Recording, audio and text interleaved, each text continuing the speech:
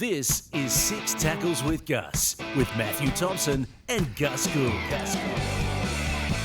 Great to be with you for another week of Six Tackles with Gus. This is an unbelievable sporting week coming on. Not just rugby league, but right around the world. We'll chat about some of that. Also, the NRLW season starts, and we're going to have a special guest join us here on Six Tackles with Gus. There is so much to discuss. Are you pumped like I am, Gus? Big week. Always pumped, Matthew. You are? Yes. Always pumped. I'm going to... We'll bowl around the world, particularly to Europe, in our yes-no segment coming up, which we always open the show with, but I'm just going to change the batting order up this week because I think, undoubtedly, the greatest moment in Australian sports broadcasting occurred on Sunday afternoon at Dolphin Oval. Back to a top-class team today, the Penrith team, although they are missing a few, but Nathan, do you have a plan for Nathan Cleary? You don't worry about it, just a general plan? He's not playing. He's not playing. Thanks, Wayne. He's the best. It gets funnier every time I listen to it. He's the best. Oh, he's so funny. He's the best. Could you imagine if anyone else did that? And what about Wayne? He's not playing. He's not playing. Wayne loved that. Isn't that just the best thing you've ever heard? Wayne absolutely loved it. Would have been worse if Wayne answered it. It gets funnier. Preparations, everything. Oh. I spent a lot of years working with Fatty, and he's one bloke that I whether we're anywhere, wherever it is, I laugh uncontrollably at him the whole time. He's the funniest we man. did a game at Brookvale Oval one night. Remember when the Friday night game used to be played on delay? Yeah. So the game would start at 7:30 and the coverage would start at 8:30. Yeah. So at the end of the game, we'd have an hour to wrap up the game and record the closer for the game. So and then at the closer of the game, they'd give what's coming up on Channel 9 over the weekend and what's coming up in other sports and Wide World of Sports and the Footy Show on Sunday, and they do all the promos for the weekend thing. So the game finishes, and Fatty and I have got to record a 5-minute closer, to wrap up the game, tell everyone what's on this weekend in sport. Thanks for joining in. Go. Yeah. Fatty's the host. Sterlo's had a night off. Fatty's the host. He stuffed it up so often that neither of us could start laughing. We nearly had to do it live. We nearly took the whole hour to record the 5 minutes.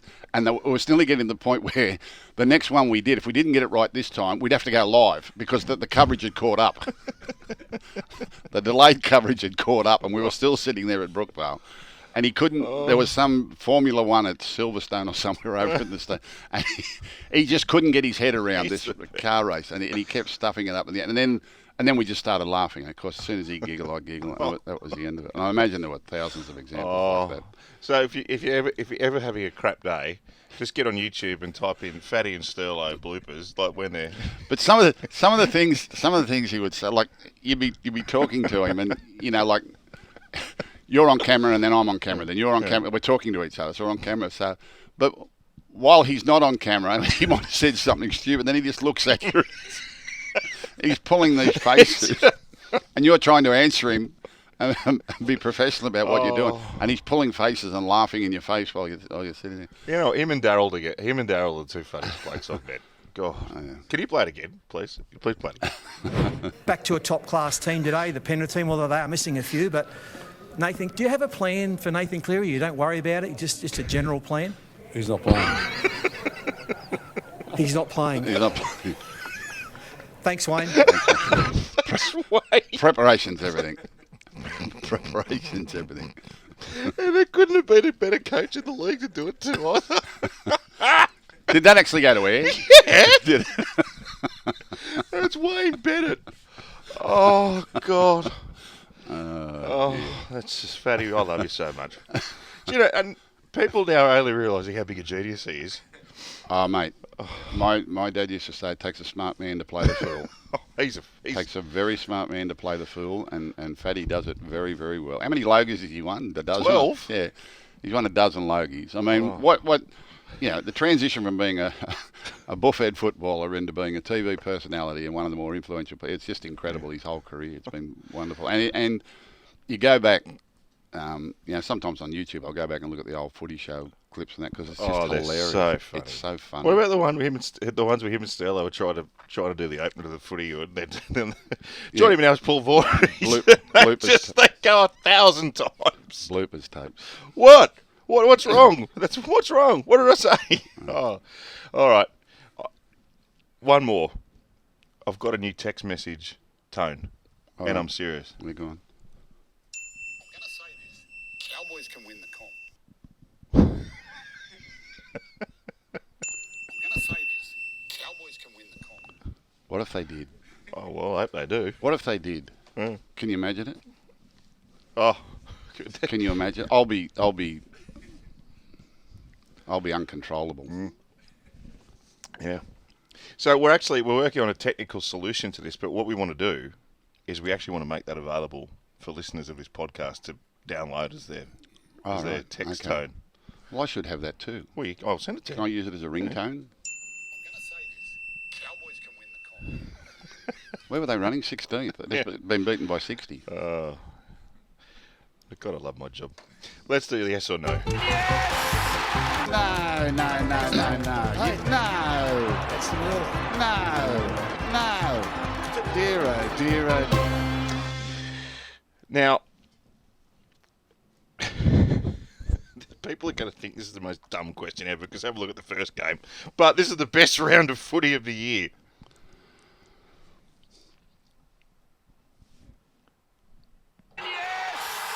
Have a look at the games. Yeah, there are some great games this weekend, aren't there? There are some great games. And even Dragons, West Tigers, I mean, loser gets the spoon pretty much. Well, it's not going to help the loser. Yeah. You know, it's not going to help the loser, and you wouldn't want to be the loser of that game. Look, there's a lot to play for those two teams, and that kicks the weekend off. But the other games this weekend, Warriors versus Raiders, South Sydney versus Broncos, crikey. Titans and Roosters, gee whiz, that's desperation stakes. Knights and Storm. I'm even giving Newcastle a chance in that. Cowboys and Eels. Eels have got a couple missing. Panthers and Bulldogs, gee whiz. And Sharks and Sea Eagles. It's a great round of rugby league, and everyone has influence to some degree. Sharkies and Manly played it was a really brutal grand final they played in, wasn't it? Well, they played in the grand final replay. Oh, no, they played in a grand final back in the 70s. Yeah. It was one of the most violent games. That's the one, yeah. That's when the Englishman were here, Tommy Bishop. Yeah. She was a pretty violent game, that game. Cracking round of footy. Bob Fulton broke it open That's right. with a couple of tries, won the game for Manly, but it was a vicious, violent game. Yeah, that was football back then. Now, on the subject of this weekend's footy, South Sydney have to win to stay in the premiership race. No. That doesn't mean they don't want to win. That means, there's still some football to be played, and no one's going to win all their games. So all those teams around them that are vying for that 7th and 8th spot. So your Warriors, Sharks, Eels, and Rabbitohs are the bottom four at the back end of the top 8, and then Cowboy, Knight, Sea Eagle, Titan, Dolphin, Rooster. There's a lot of teams there in contention, so none of them are going to win all their games. None of them will. They'll all lose. But it'll get to a point where you are walking a tightrope. What's South's run home like? How do I find that at quick notice? I don't know how to negotiate my way through these apps. Yeah. It's a tough draw for everyone. It doesn't really matter, who they're playing. The reason I ask this is because they've got a full strength team back, and gee, they're an impressive side on paper, but they've got to get there first. Absolutely, they've got West Tigers after this in round 22. In round 23, they play Sharks. In round 24, they play Dragons. In round 25, they play Knights. Round 26, they play Roosters, who could well be out of it by then. Round 27, the last game of the year. Around 27 Roosters. Oh, round 27 Roosters. Round 26 is no one. They've got to buy. Gee, they're going to make it. They've got to make it. Yeah. So, although, it's important for them. They're getting their team back together now. They've had some number of weeks through the Origin where they haven't had players available and players injured. Latrell Mitchell coming back. So it's an important one for them to win and get some momentum going. This is now the run to the finals. Origin's over. There's no more excuses. Teams are available. Some have got some suspensions. Some have got some injuries. It'll be a survival of the fittest. But looking at it all, as I look at it, I cannot see anything but a Panther premiership at the moment. They look a class above. But that run home from Souths, I mean, they're going to be there, and they've got the big game X factor, don't they? Yeah. Pat Cummins will bowl Australia to the Ashes this week at Headingley.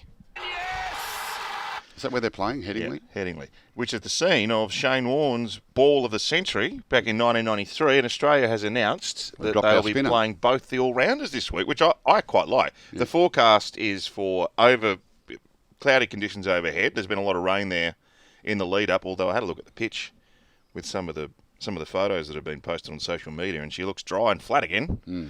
But they're going to bat deep. Alex Carey's going to come in at number 8. Yep.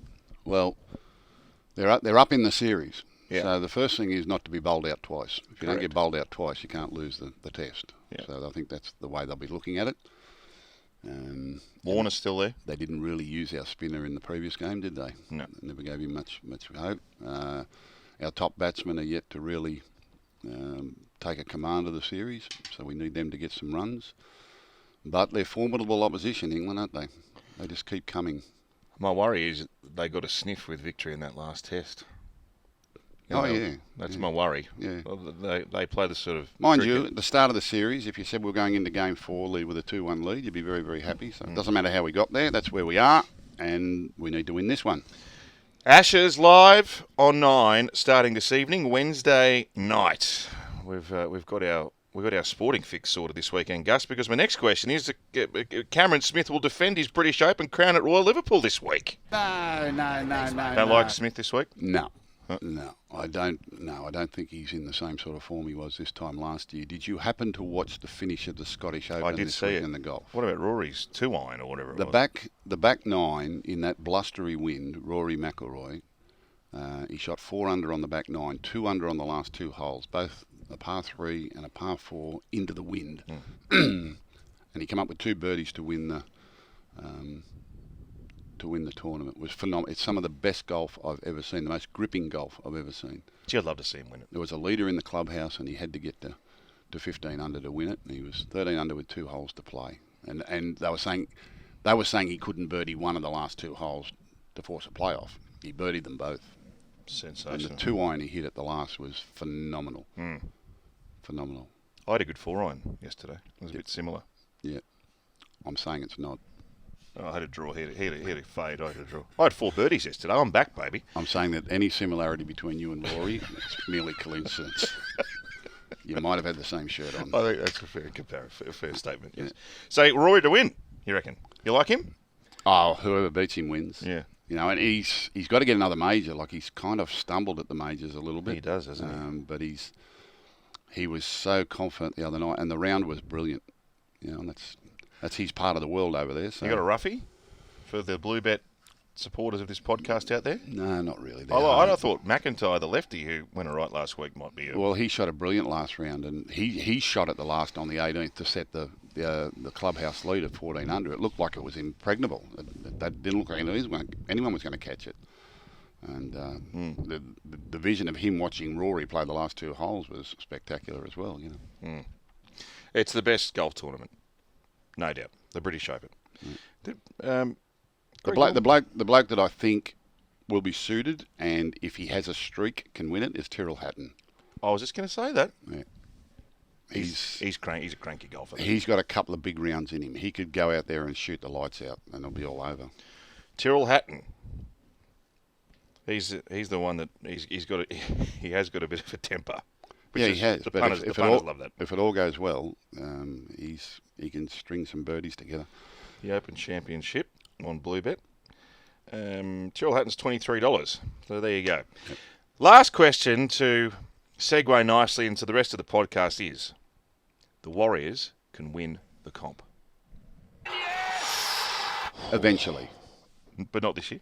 Eventually. Probably not this year. Oh, I meant this year. Right? I meant this year. Well, why didn't you ask this year? I'm not talking about 2025. Well, can't they win it this year? Well, they can. I mean, there's a lot to play out. there's injuries, there's suspensions. Anything can happen between now and the end of the year. On face value, everyone full strength and playing at their best, Panthers win the comp. Right? The dangers to those at the moment, I think, are Cowboys, even though they've got to make a long run to get there. And then I don't really see another danger. I think the Cowboys are the only ones that can beat the Panthers. I don't think Storm can beat them. I don't think... Well, Brisbane. No, I don't think Brisbane can win it this year. I don't think they can beat them this year. They've just lost a couple of players to injury. South? South are the wild card. I just don't know with South. They're down at that part of the ladder for a reason, because they can be inconsistent and sometimes their defence just isn't good enough. If Cody Walker and Latrell have a good month, of course anything can happen. And they're perennials at this top end. They're in the Final Four virtually every year for the last 5 or 6 years. But haven't been able to win one. They've got to one grand final in that time, and that was under Wayne Bennett. And they got there without Latrell. They were unlucky, I guess, that year. But at the moment, no one is going to match the Panthers at that time of year in that type of football.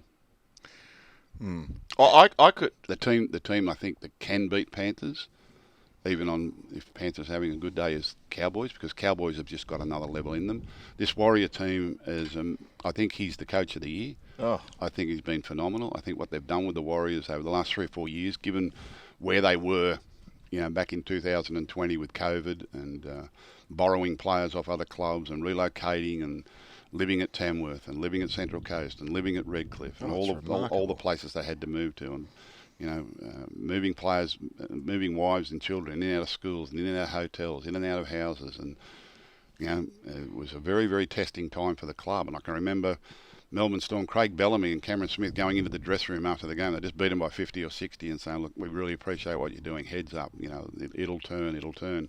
And thankfully, I got to spend a little bit of time with them, just doing some consultancy back around that time, and I got a very close insight into what they were going through. But I also got to see the culture of the club, the passion of the owners and the CEO. So Cameron George, the CEO, and the owner Mark Robinson.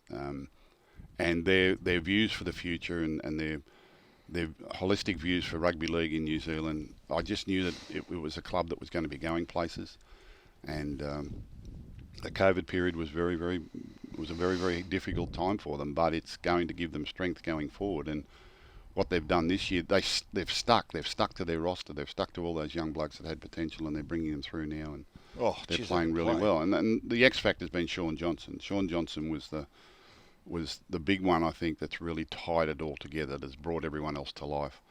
I talked about those two forward leaders last week, Tohu Harris and Aden Fanua-Blake. But there's a host of really good players there. Dallin Watene-Zelezniak is very experienced now. What about Chance? It's been terrific. Chance, Nickel Clockstad. And Dylan Walker? Dylan Walker, again, resurrecting his career in a different position and doing wonderful things. But it's a wonderful team. This is not individuals. This is a wonderful team. Everyone is doing their job and playing really well, and they're playing a brand of football that's very, very hard to beat. The defence is strong. It's not what we've expected from or what we've seen from Warriors in previous eras. It's a very controlled and measured game. It's very structured, and it's pretty resilient. They were down 6-0 against the Sharks last week, and you thought, well, here's the test. They're playing a good side, and they just absolutely decimated them. Yeah. Decimated them. Could have won by a lot more. And that's the sign of a really good team. And getting back home to New Zealand and players being with families and having some home ground support, and those tough times have really steeled them. And you've got to go through tough times, but if you do, you've got to learn something from it. And I think the club's really learned from it and done well. And they've got some great development pathways now coming through. They've got themselves back in the junior rep competitions and the New South Wales Cup, and the league thankfully has helped fund that to help them with travel, and so that we can help the development of rugby league in New Zealand and the Warriors and the status of the Warriors within New Zealand sport. And that's all been part of their journey, and they've done a great job. They're a great team to watch. I think they'll make the grand final. There you go. Well, they could well do. Look, I just don't. I think they'll make the 4. Yeah. And the other thing, if you make the 4, of course, you get the second chance. I'm just trying to remember how this all works. So 1 and 2 get a home final week 1. Yep. And then See, I don't see a premiership in the Broncos. I don't see a premiership this year in the Storm. I don't see a premiership in the Raiders. I don't see a premiership in the Sharks. I don't see a premiership in the Eels. Rabbitohs are an X factor. Cowboys are an X factor, and then Knights, Sea Eagles, Titans, Dolphins, Roosters, who are still in some running for the 8. Well, they can't win. They're not going to win the comp. So it comes back to, Warrior, Rabbitoh, Cowboy as the likely challenger to Panther, who I don't think have a challenger at this stage. I don't think they have a challenger, and this week they come back to full strength after Origin. Nathan Cleary back, and it's all just had a sense of timing about it. They had a not a tough start to the year, but it was obviously with World Cup selections and winning competitions and World Cup tours and everything else that was going on at the start of the year. Club challenges, and they played a few games in the wet and were beaten, and people were thinking, there's a chink in the armour. They were just warming themselves to the task, and they're going to come right at the back end of the season. They might win this competition incredibly comfortably. I can just see that. That aside, though, when's the last time people look forward to watching the Warriors as much as they do now? Well, I think everyone loves watching the Warriors. I think even when they're struggling, like everyone cheers for the Warriors. It's just one of those sort of teams. They've been in the two grand finals in their existence. They've lost them both, but it would be a wonderful thing if they could get through to that level. And if it's not this year, certainly they're going to start next year as one of the top picks, because I think they're growing, and I don't know that a lot of other sides are at the moment. A lot of sides are sort of, this is their last chance, and teams at the bottom are struggling to get out of the cellar and replenish themselves. It's very, very difficult in the NRL at the moment. The good teams are very, very good. The bad teams are substandard, and there's nothing really out there on the market that's going to improve you. Para's top 4 chances took a whack with suspension this week, didn't they? Terrible, yeah. What was Campbell Gillard thinking? Well, I said 100% footy. I love Reg. So do I. I've known him a long time. I just said, he wasn't thinking. It was just a blackout. It was just a moment. I don't think it was malicious. I think had he done it with any real force, it could have been terrible. But he just didn't think. He just had a moment's blackout there, and it looked bad. And when it looks bad, they'll deal with it, and that's what's happened. So. But he too will replenish. Just had some time off with injury, but he'll replenish and come back for the finals. The Eels have got to hold themselves in there. It's going to be tough. It's going to be a very interesting back bit to the season. I guess making the 8 will be something of a badge of honour. Avoiding the spoon for a few teams will be a relief. And Panthers couldn't be going better for them. Could not be going better. Broncos have been hit with some injury problems. And I think the Broncos and Warriors are more likely to be challengers next year than this year. I think Storm have come off the pay. Panthers handled Storm very comfortably the other day. Like Storm bounced out and led 14-0, and you thought, oh, well, maybe, but Panthers just knuckled down and did it, without Cleary even. Just knuckled down, and they beat them 34-2 over the last hour of play or something or other. It was quite devastating. The Raiders keep bobbing around there. I keep forgetting about the Raiders. They keep winning the games. I don't know how. But they just keep finding a way to win. Broncos more likely next year. Warriors, great. Doing a great. He's the coach of the year from here to Yin Yang. Done a wonderful job. Well, Todd Payton, I know that they started poorly, but you look at the improvement some of the players that the Cowboys have made under his coaching, and he's obviously a genius as well. With respect to Melbourne, Ryan Papenhuyzen closing in on a return. I don't know when that will be, but everyone would have paid close attention to some of the vision that's been circulating. He's actually been practicing his goal kicking, which is wonderful. Yeah. I have a question. What happens to Nick Meaney? He's been sensational. Yeah. Well, Pappenhausen's not back yet. No. And Meaney's got the runs under his belt this year. He's battle hardened. He's got the football under his belt. Pappy had come back in. I was actually with Clinton Shavosky. Remember Clinton Shavosky? Of course I do. Clinton's a player manager now, and I met him at Gold Coast Airport yesterday. I was up in Brisbane and Gold Coast meeting a number of people. Met Jason Elton, the coach at Toowoomba, and some other player managers and different things. And I caught up with Clinton Shavosky over a couple of young blokes we've got at the Bulldogs, and he showed me some vision of Paps, and he spoke me through the injury and what had happened. His kneecap shattered in 10 pieces. Oh. It was a terrible injury. Yeah. Terrible, terrible injury. And I said to him, there was a time where it was rumoured he might not get back. He said, yeah. He said there were genuine fears that this could be if he got back, it was going to be a very long-term thing. He said, but he's worked really hard on it. He looks in physical great shape. He showed me some of his speed work. He showed me kicking, and most importantly, he did it all with a smile on his face. So he's obviously feeling good about himself. And he said, we hope that he plays again this year. Now, whether he gets back to Ryan Papenhuyzen as we remember him remains to be seen. Whether he can shrug off that injury and still get out there in the field, that's the courage part of this sport. Trust me. Absolutely. The courage part of this sport is facing injury, particularly serious injury, and coming back out into the field of battle and doing it all again. And particularly at the business end of the season, it's not as though he's easing in after an off season and everyone's finding their way and their feet in the season, and you can afford a few mistakes and a few losses. We're getting to the part of the year where you can't afford a loss. And is it worth playing him this year? Well, that'll go on, but I think they'll start him probably in the Queensland Cup and give him a couple of runs there, then bring him off the bench.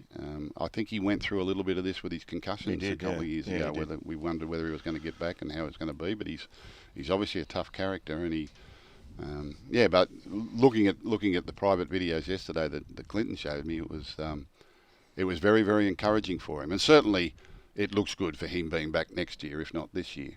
But it would be a bonus if he could get back to best form, and that would really help. Not that Nick Meaney isn't having a wonderful year down there. Awesome. Did Clinton talk about what he's gone through with respect to repairing that kneecap and the injury? Like, what do you do when you shatter your kneecap in 10 places? Yeah, I didn't get through my medical degree at the university. Right. I got to admit, I dropped out. I have no idea how they do it. I can imagine it's wired. I can imagine there's been bone grafts. I can imagine there's been... And that in itself then causes further irritation and difficulty and mobility and all sorts of things. And your kneecap's very, very important, obviously. And it's... I would imagine it's been a long, tiring, painful and exhausting recovery. Just to walk. Just to walk, to live your life. Can you imagine breaking your kneecap in 10 pieces? You'd be feeling good about walking again, being able to get out of bed and drive the car and walk down the beach and do all that. This bloke's going to come back and play NRL football. Crazy. So that's the courage part of it. These boys are unbelievably tough, and and he's shown he can already do that and put it out to the back of his mind. I hope he gets back. Would love to see him playing again. I think he's one of the favoured players in the competition. No doubt. Whether he gets back to being the Papenhuyzen we remember, whether he gets back this year, it would be wonderful to see, but... they've got a wonderful replacement in Nick Meaney, who's been really, really good. And the more he plays with Munster and Hughes and Harry Grant, they got. The thing about Melbourne Storm is, I don't think they can win the Premiership, but they're not going to beat themselves. You're going to have to beat them, and a lot of teams can't. A lot of teams can't beat them because they're just too professional and too relentless and too methodical for them. But they haven't got, apart from their spine, they don't really have the star factor that they've had. Their forwards have always been massively underrated, all those great forwards, and they've all moved on now. And the players that are there are doing a wonderful job. They're tradesmen, they're journeymen, but there's the star power is in their playmakers, no risk, and they've got some great finishes there in Xavier Coates, and the young bloke's making a fist of it from rugby. He's doing really well out there on the right wing. What's his name? Will Warbrick. So they can always find a player, can't they? Yeah, absolutely. All right, that's how the top eight's looking at the moment. But Origin tucked away in the top drawer. We're on the race to the finals now. It's always a fascinating part of the year. I don't want to go too much into the politics of what's happening at rugby league clubs because I don't know whether people generally find it fascinating. I find it a bit tedious, but I'm wondering how. I'll tell you what's tedious about interclub issues and politics is the misinformation you get in the media all the time. Yeah. So which means people are forming their opinions on misinformation or agenda-driven stuff. It's the media fueling the fan base and fueling social media comment and fueling, depending on who they support or who they want to do well. But that's a frustrating part of all this. So, for us to sit here and comment on what's happening internally with any club and how it's going is pure speculation. It really is pure speculation, and I feel sorry for clubs. I've been in that position myself plenty of times. Where the club can't tell the real story. The club can't come out and talk against either players or individuals or tell the truth about different things because they just can't. It's as simple as that. That's not hiding anything. Yeah. That's protecting people Well, and looking after people, and and you've got relationships with them, and there are difficult decisions that have got to be made, and there are difficult times in clubs, and there are, quite often there are personality differences and all that sort of thing as well. The problem is how that plays out in the media and who is actually doing the reporting and why they're reporting it that way and who is it they're pushing, who is it they're promoting, who is it they're supporting, who is it they're trying to give it to, who are they trying to defame, who are they trying to slander. It's just how the system works, and unfortunately the fan base draws its opinion from what it sees and hears. Well, can I ask you a generic question? Yeah. Would you find it strange that a club appoints a recruitment manager without consulting the coaches? Yeah, look, no, that wouldn't be strange. That wouldn't be strange. No, I don't think that's strange. You can make that out to be strange, or you can make that out that that's some sort of mark of disrespect. But the management of a club and the board of a club are entitled to employ anyone they see fit.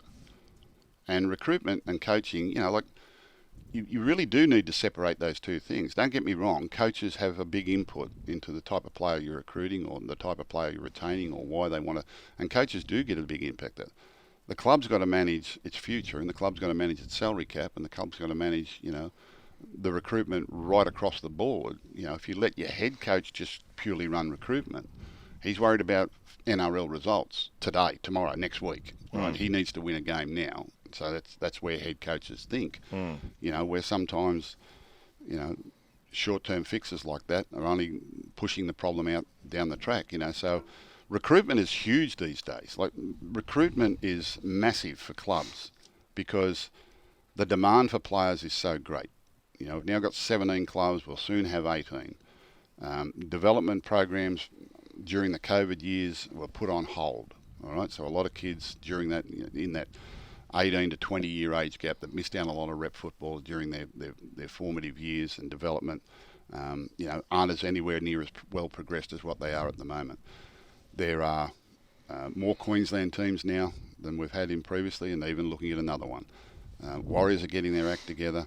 Everyone is out recruiting younger, which I don't know is a great thing, but that's what you need to do. They've got to recruit younger, put them into development programs and build them up over a period of time. There is a lot of hit and miss with development. It's a numbers game primarily. Anyone can see the Darren Lockyer or the Greg Inglis. They find you. No one has to talent scout those blokes. But 99% of them are hidden. And it's going to take years of development and hit and miss and injuries and setbacks and personality and character and mental toughness and all sorts of things that you just can't see but purely by watching them as a 14 or 15 or 16-year-old.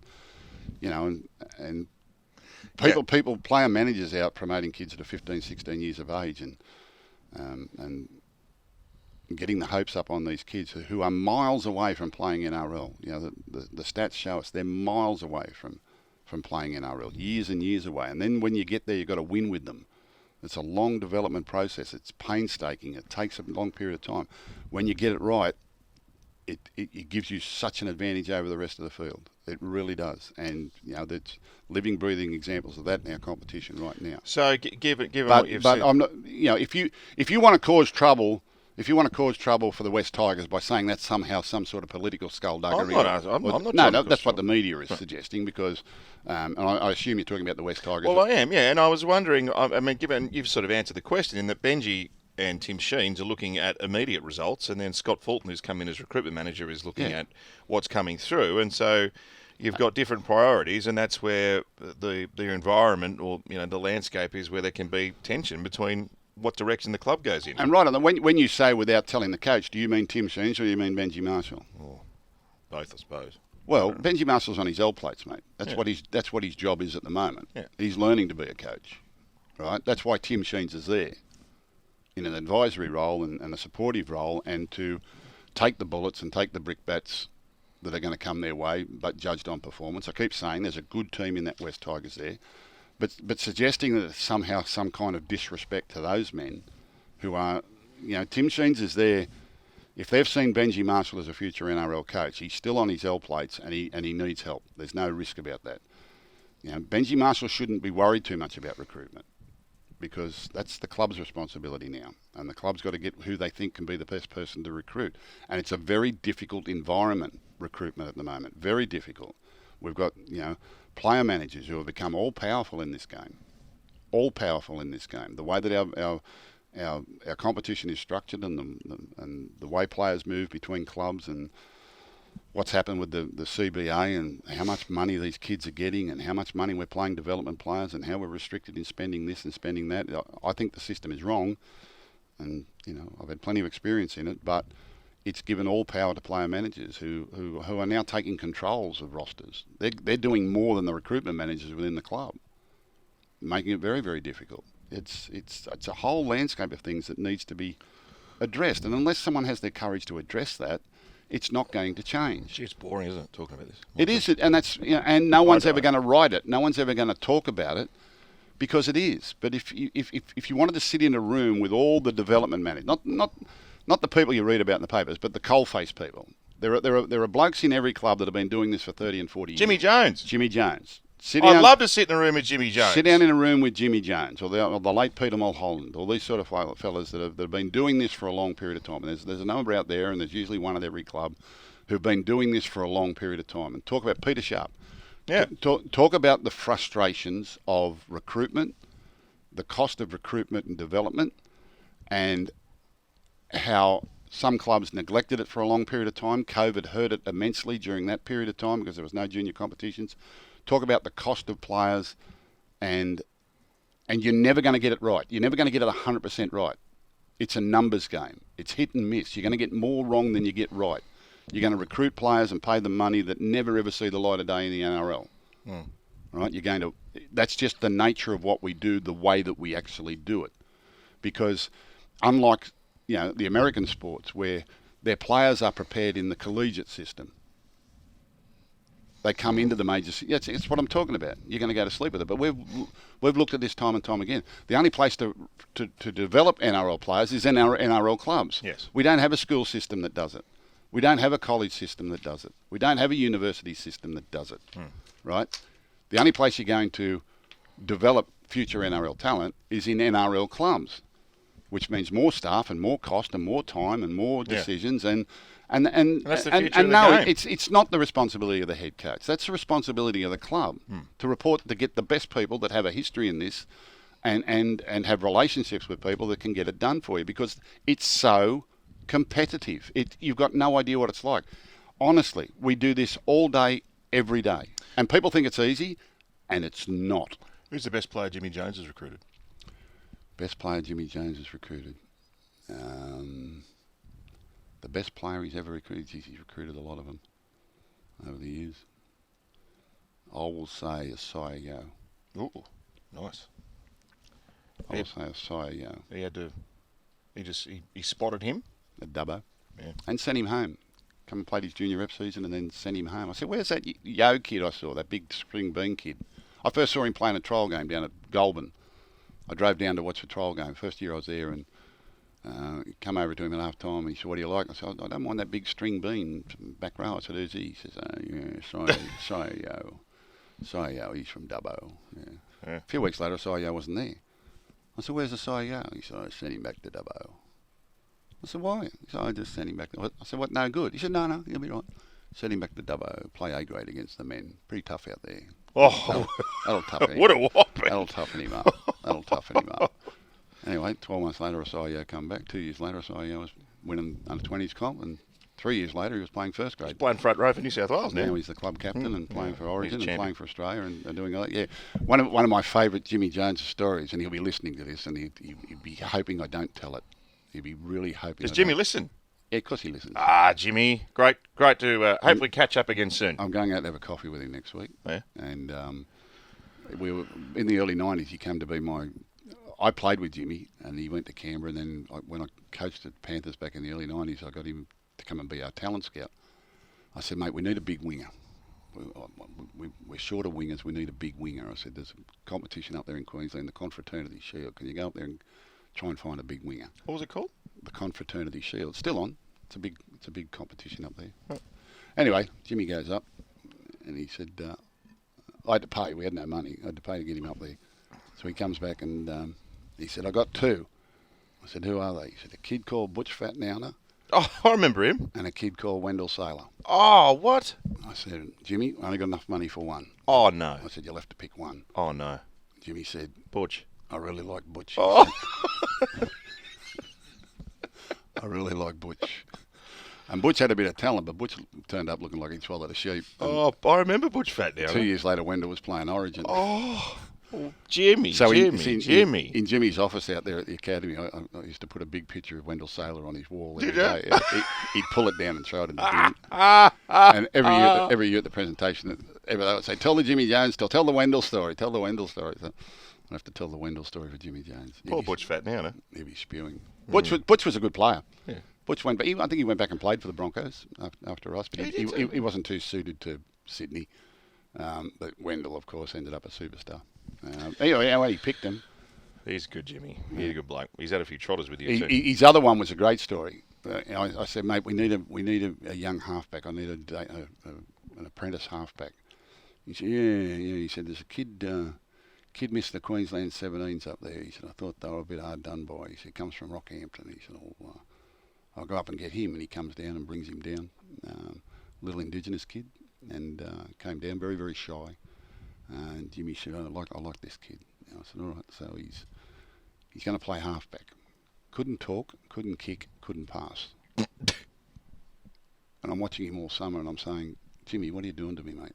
I said, he's not a halfback. He said he can run. And I said, well, I haven't seen it, mate. I said, he can't kick, he can't pass, he can't talk. I mean, that's not a halfback. Oh, I know who this is. So anyway, we're out there watching a trial game, and he picks up the ball from the scrum base 10 metres out from our own line. He runs 90 metres straight down the middle and scores under the post. And Jimmy turns around to me and says, told you could run. Told you could run. So he couldn't get a run in our under-20s. So I sent him out to Len Stacker. Remember Len Stacker? Len Stacker was coaching Emu Plains, the A-grade team out there. I said, Len, can you give this kid a run for me, please? He can't make the under-20s. I said, but, Jimmy likes him. And he said, what position? I said, well, Jimmy thinks he's a halfback. I said, but, play him wherever you like. He said, all right. He said, I've got a halfback. I said, I'll see how we go. So he rings up on the Monday, and he said, that kid you sent me? I said, yeah. He said, he scored 3 tries. I couldn't lay a hand on him. I said, yeah, he's quick. He said, I played him in the centres. I said, oh, yeah? He said, yeah, mate, he's quick. I said, well, he's not that big. He said, no, he's quick, though. Anyway, the next week he rings up. He said, that kid you sent me, he said, they're all blown up. He scored 5 tries. So I couldn't lay a hand on him. I said, really? I said, what, playing in the centres? He said, yeah. Anyway, tell a long story short. I know it is. 6 weeks later, right, at the Sydney Football Stadium, 20 minutes to go in the game, and off the bench, I replace international Mark McGaw with a young bloke called Matt Singh. Yeah. Matt Singh. And Matt Singh never played another reserve grade game after that day. Came into first grade as a replacement, put him into first grade, and ended up playing, I don't know how many origins and test matches, and what a wonderful player he was. Not a halfback, though. Eh? Not a halfback. And to this day, still doesn't talk, still doesn't pass, still doesn't kick. But he was a phenomenal footballer. He was a champion. Yeah. Jeez, he went good. He for was Queensland. such a shy boy. Works, I believe now he works in Indigenous recruitment and development in the mines up in North Queensland somewhere. So he helps young Indigenous people, probably, with insecurity problems. And Matty had that as a kid. He really was. But he was a phenomenal player. Geez, Fatty loves him. Yeah. I used to save tries. What about all the tries he saved in mate, Origin? he was sensational for Matty Queensland. Singh. He was said, the original Dane Gay guy, wasn't he? Yeah, I said, Jimmy, what are you doing to me, mate? He's not a halfback. And he said he can run. With that, he picked up the ball from the scrum and he ran 90 metres, straight down the middle of the field.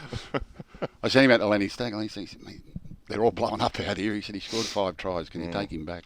Emu Plains, the mighty Emu Plains Emus.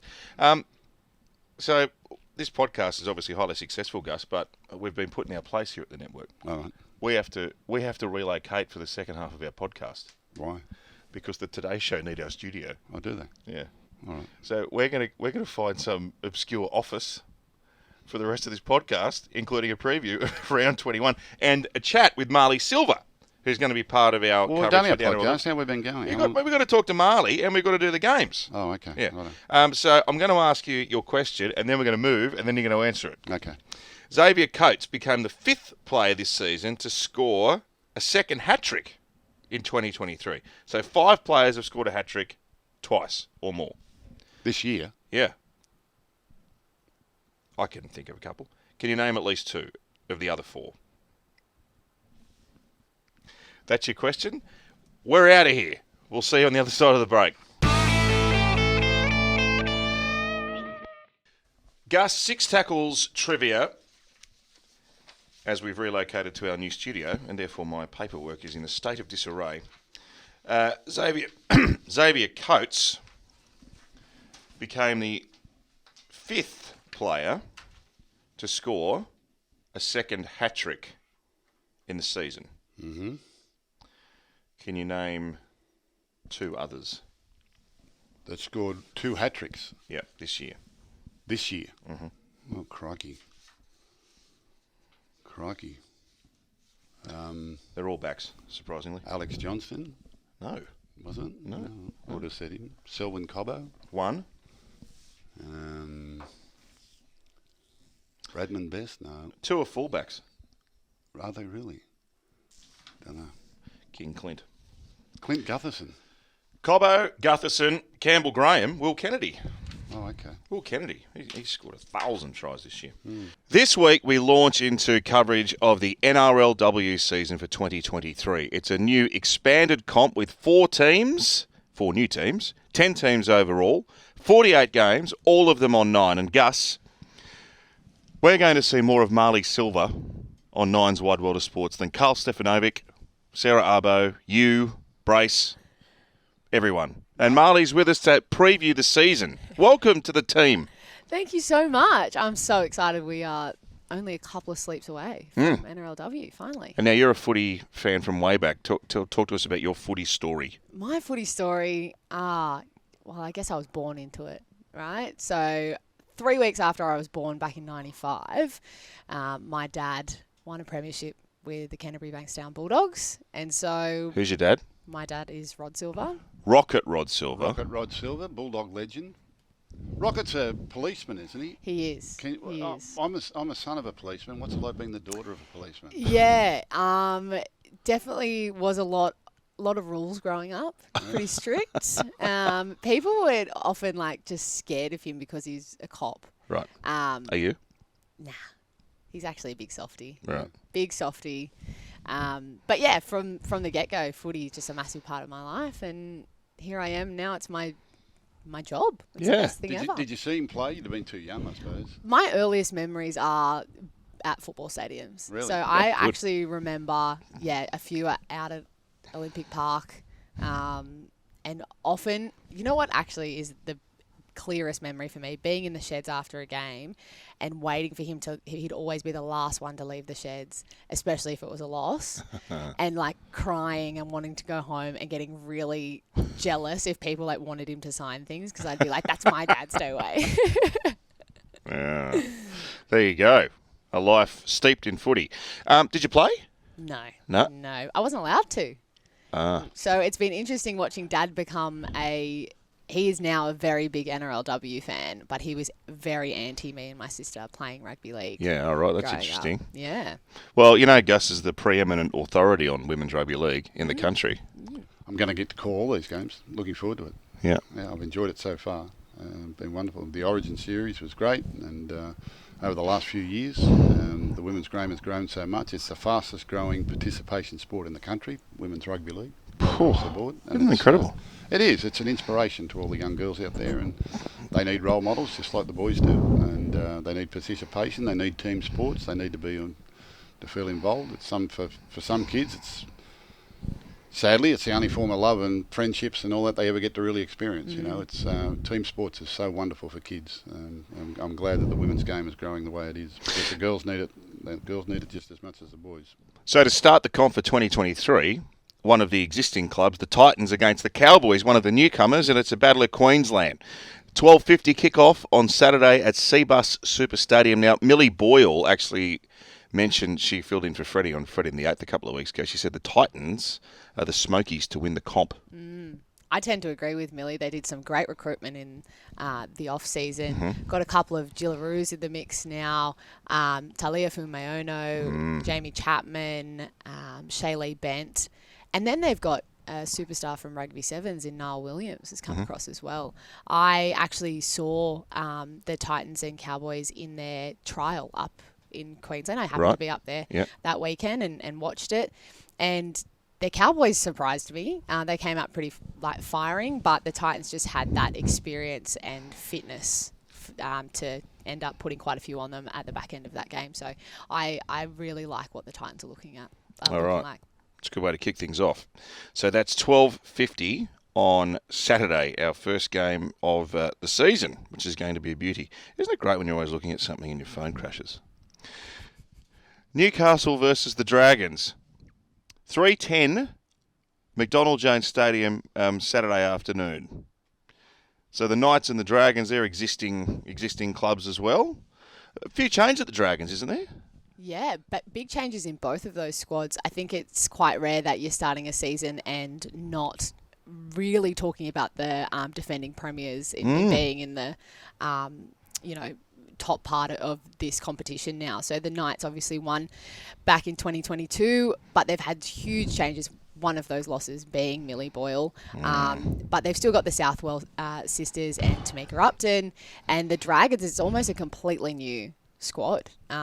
They've had massive changes there, but they also have the Dalian medalist from last year in Racing McGregor who'll be in the halves. So that'll be an interesting matchup. I think it's going to be the first time we're seeing a lot of those girls pair up. So hard to predict there. You do think that the Knights, having been so successful last year, they've got that kind of winning culture at least.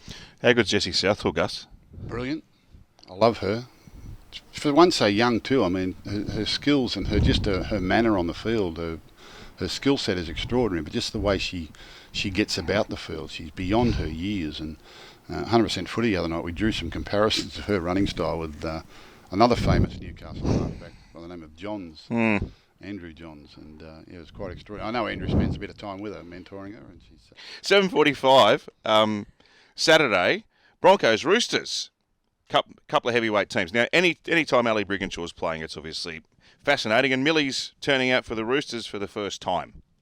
Yeah, I think the Roosters are going to be the ones to chase this season, to have Millie in the mix when they've already got such a strong side. Izzy Kelly, Jess Surgis, it's a whole bunch of names that have been staples since the NRLW's inception, and I think that's got to count for something. But I was talking to Izzy Kelly last week, and she was saying that the young ones who are coming through the Roosters system actually freak her out. She doesn't want to ever have to play against them because there's some girls, a couple that represented in the under-19s Origin side that are, real superstars in the making. So that's really exciting. Couple of cracking teams there, hey? And Sunday, so I'm just having a look, 3 of the 4 teams playing on Sunday are all new clubs.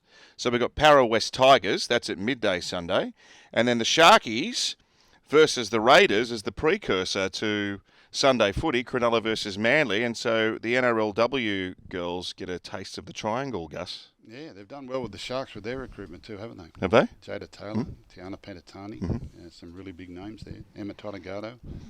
Crikey, good team. It'll be hard to beat. And then my favourite, Samaima Taufa's playing for Canberra. Yeah, she's a great time, isn't she? And she's such an incredible player. Those Canberra girls, again, I had a few conversations with them. They are, because it's a brand new club and so many of them have had to move to Canberra, it's really made them become super close really quickly. They're spending a lot of time together, and I think that'll be interesting to see how it unfolds on Sunday. They've also got Sahara Temera, really strong players in the green machine. But yeah, those Sharkies are going to look pretty sharp with the amount of experience in there. So not only are you part of our coverage of NRLW, we've got a rival podcast now. Yeah. Like they're our competitors. everywhere, and we've got our own people mounting a charge against us. So you and Rowan are going to do an NRLW podcast each week. Yeah, the NRLW weekly podcast. But, we're not rivals to you. You can listen to Six Tackles with Gus and then the NRLW weekly podcast, because you've got to cover both the men's and women's game. So every week. Better listen to yours first, because ours puts people to sleep. Yeah. Very good. Yeah. Very, very good. So Wednesdays, every Wednesday. Every Wednesday. We're out Wednesdays, NRLW Weekly out Wednesday as well. Yes. Excellent. Welcome to the team. It's great to have you with us, and it's great to be the home of NRLW for the new season 2023. Thanks for having me. All right, Gus, let's have a look at NRL round 21. Best round of the year, as confirmed by us earlier. And Dragons versus West Tigers. Loser might be stirring the spoon around. Tyrell Sloan's back. Jacob Little's back for the Dragons.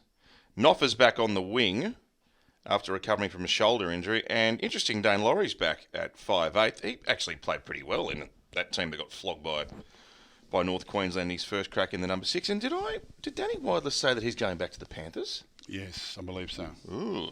Which I think is a really good move for both the club and the player. That's where he came from. Mm-hmm. That's where he started. So I think it's a good move for him to go back there, and he'll do very, very, very well. All the players that have gone back, like Shawnee O'Sullivan went back there, and young Jack Cocker's gone back there. That they fill in for Luai and Cleary, obviously, when they're on rep duty or injuries and that sort of thing, and they're all a part of the fabric. Tyron Peachy went back there, has resurrected himself. It's going good. So players that have sort of been in the system and gone away because they couldn't get a run, can come back later and still feel at home very, very quickly. So they've actually done really good recruiting blokes that they'd let go previously and bringing them back. On Bluebet, the Dragons are $1.65 favourites for this. The Tigers are $2.25, and of course we'll be on air at 7:30 tomorrow from Wynn Stadium, Wollongong. Thanks to Bluebet, our preview of round 21. Yeah, look, I don't think it's as cut and dried as that. I really don't. I don't think it's as cut and dried as that. My issue with the Tigers is that they're missing Luke Brooks, and that if he was playing, I'd nearly be tipping Tigers to win this, but he's not. So I'll go with Ben Hunt and think that the Dragons can just get home. All right. Now the fascinating games. This is such a good game. They're at home, the Warriors, and what about the crowds they've been getting? Yeah. They're jamming them in. They're $1.41 favourites to beat the Raiders at $2.90. Marlee Silva returns to the team after suspension. And the Green Machines received a triple boost with Josh Papali'i, Corey Horsburgh and Pasami Saulo all back on deck. So it's a heavy-duty clash, two big aggressive packs. I can't wait to watch this, 6 o'clock Friday. Yeah, now, if at the start of the season you said these two would be playing in this game and that the Warriors would be raging hot favourites, they'd have thought you were silly. And is the winner in the 4? Even 6 or 8 games, yeah. You can't underestimate the Raiders, but I just think the Warriors are going too well and have got their game down too pat, and they're defensively very, very strong. Look, I think this is a great game. And again, I don't think there's much between them. I'm going to slightly favour the home team, but the Raiders keep defying everyone. They just keep finding a way to win. And even during the games, they don't look like they're going to win, but they just get there in the end. I'm going to go Warrior. Okay, Friday night footy. Sunshine Coast Stadium. Mm-hmm. Rabbitohs take the game up there. And they can't be right. I'm just going to get an updated price on this. That can't be right. It is right. Rabbits are $1.65 favourite. Broncos are $2.25 on Bluebet. I'm just going to read the South Sydney team. Mitchell, back. Johnston, Tass, Graham, back. Milne, Walker, Ilias. Totola, Cook, Saleh, Kaloa-Matangi, Arrow, Murray. They're back. They've got their big guns back. Mm-hmm. And the Broncos get Reece Walsh back. They get Payne Haas back. Oh, how good a game is this going to be? $1.65 favourites, Souths. Yeah. Look, I'm going to go the other way. I'm going to go Bronco. particularly now that Reece Walsh is back. I have great respect for what effect Cody Walker can have on this game, but I've also got great respect for what Reece Walsh can do, and I still think the Rabbit can be a little brittle out wide in defence at different times. Look, do I really confident of who's going to win? I'm not. I don't know. I think it'll be a wonderful game. I can't wait to watch it. And to see where Souths are now that they've got their side back to full strength, to see how Latrell's come back from his break, to see how Cody Walker backs up after his great origin success. Broncos do get back a couple of big guns, but they've lost a couple for a period of time. They've just got so many points in them, and their attack is so deadly, and Reece Walsh is such a superstar. Latrell Mitchell versus Reece Walsh. Yeah, good. Cody Walker versus Adam Reynolds. Incredible. I'm going to tip Bronco. 3 o'clock Saturday. Oh, gee, I feel sorry for the Titans. They're $2.25 outsiders against the Roosters at $1.65. Now, team news. Tino is out. That is a catastrophic loss. Jaden Campbell went good last week, didn't he? And Tedesco is back after being rested. What about the dribble about James Tedesco having a week away? Fair income. $1.65 favourite. Roosters. Titans without Tino's big problems, isn't it? Yeah, it's a big loss. It is a big loss, but it's not as though the Roosters are setting them. I thought the Roosters tried really hard last week. I thought they tried really hard at the cricket ground to resurrect their system, their season. They tried really hard to make a statement. And in the end, Melbourne Storm just absorbed whatever they threw at them, and came back and beat them comfortably. And that's a concern for me. Gee whiz. I'm going to tip Rooster. Oh. You don't want to, though. You want to tip the Titans. Well, actually, I don't know. Right? So with a lot of these, I don't know. Dragons and Tigers, I don't know. Who knows? No one knows. Warrior and Raider, I don't know. I think Warrior, to me, looked the more solid team, but the Raider just keep getting it done. Rabbitoh, Bronco, no one knows. No one knows. No one knows who's going to win that. No. I'm favouring Bronco because I've just got such a big opinion of Reece Walsh, and I've got a little concern about the Rabbitoh defence. Titans and Roosters, I don't know. I'll tip Rooster. I'm interested in what you think about this one. 5:30 Saturday, McDonald Jones Stadium. Mm-hmm. Newcastle hosting Melbourne. Mm-hmm. Dane Gagai's back. Mm-hmm. What can I tell you about Melbourne? Not much, really. They're pretty much steady as she goes. Yep. The betting-o has Newcastle $3.20, Melbourne $1.35. Newcastle had a training gallop against the Bulldogs, won by 60, had a bye, came back against the Tigers, looked like they were going to do the same thing after 10 minutes, and the Tigers really took it to them. So you've got the team that's at the bottom of the ladder. You know, they had the Knights rocking there a couple of times in that game. Knights got the better of them late. Storm are a completely different proposition. And as you say, they're walking towards a top four. They know that's where they need to be. You know, Craig Bellamy usually gets it done. Jerome Hughes, Cameron Munster, Harry Grant. I think this will be the ultimate test for the night. I'm going to tip Storm. Okay. Pretty confidently. All right. I was sniffing an upset there, but maybe not. Saturday night, 7:35, Queensland Country Bank Stadium, Townsville. How's this? Cowboy, Eel. Some great clashes in this too. Same 17 that took the field for Todd Payten's men that did well against Manly. Their defence was really admirable. They were a bit clunky with the ball, but they did have a lot of blokes backing up from Origin. And, no Campbell Gillard. 4 matches. No Micah Siva, who's also been suspended. So into the starting team for Para comes Offa Hickey Ogden, and onto the wing goes Sean Russell. Sivo's still been named there, so they've got to make a change on the wing. It'll be Dunster, who's on the extended bench.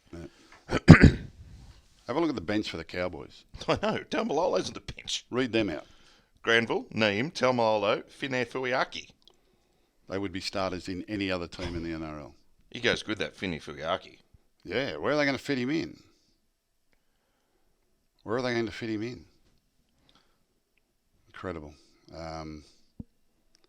Yeah, Cowboy can win the comp. I'm going to say this. Cowboys can win the comp. I'm going to say this. Cowboys can win the comp. You're getting a bit of feedback on you. We're going to make that available to the punters. 2 o'clock Sunday. Bluebet Stadium. Panthers Bulldogs. Yep, it's going to be tough. Is Kickout playing? They've named him on the extended bench. I don't know. I haven't been there so far. I was in Queensland yesterday, so I haven't. But I see he's been named on the bench. Gus tipping the upset of the millennium there. And 4 o'clock Sunday. Well, this is another fascinating game. How did Cronulla bounce back from that evisceration last week? And Craig Fitzgibbons, he's fed up. The axe has been swung, Gus. Connor Tracy's into the team. He's too good a player to not be in that side. Well, he's a first grader, and he dominates reserve grade when he plays reserve grade. Connor Tracy is one of those blokes that's suffered because he can play so many positions. He can play fullback, he can play in the halves, he can play centre, he can play on the wing, and that's what kind of happens to them for a while, and then they always think they can find one better in that position, and he gets left out, and they've got some, it's a very talented backline, this Sharks backline, and they've been playing together, and they produce so many points, but they are leaking so many points. So he's in for Talakai. Trindle's come in for Moylan, who's been punted. Yep. And Talakai's gone to the bench, which suggests he's probably going to come on and play in the forwards. Maybe. He certainly got that option. Their bench is very good too. Cameron McGuinness, Talakai, Jack Williams, and Tommy Hazelden. Oh, the big story out of this, though, is that Haystacks are starting. Jesse Calhoun. Jesse Calhoun. Is he a descendant of Haystacks Calhoun? It's been confirmed. I'd love if he turned up and played in overalls.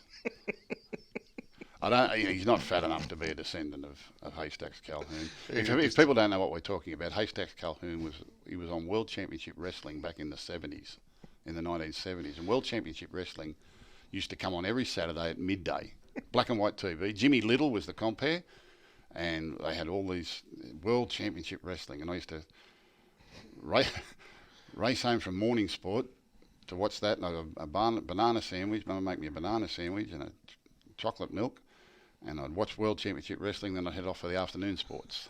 But I couldn't miss World Championship Wrestling. What was the game we were calling that was kind of petering out, and you've come up with Haystacks Calhoun. Well, when the score sort of blows out, you've got to find something to talk about. It'll be seagulls or wrestlers or something. Oh, that was one of your best. Anyway, Haystacks Calhoun. And Haystacks, he was a big boy. Oh, what about him? He used to flop on him. He just somehow he'd get him to the ground and then he'd jump in the air and flop on him. Haystacks would eat Jesse. He looks like he has.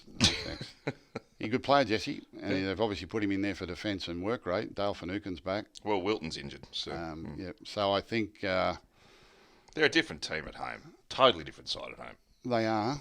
I thought Manly were very good against the Cowboys. I thought Manly really put it to the Cowboys, and it was a terrific game of footy. It was a good game. And that's why I keep saying Cowboys are such a good team, because not many teams would have beaten Manly at Brookvale Oval the other night, the way Manly played. They were really into it. And I think